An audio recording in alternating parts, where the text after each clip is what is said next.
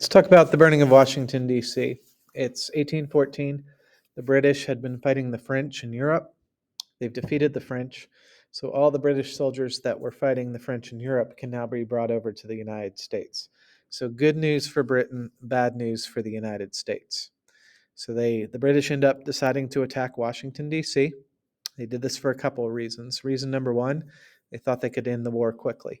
A lot of times in war, if you can take over your enemy's capital city, where their leader is, a lot of times that will end the war in itself. Also, this was revenge.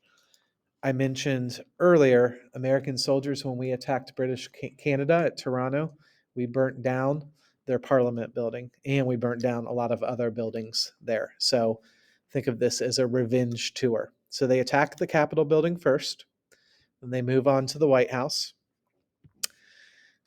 Date on that was August 24th, 1814. They burnt down the White House. Dolly Madison, she stayed behind.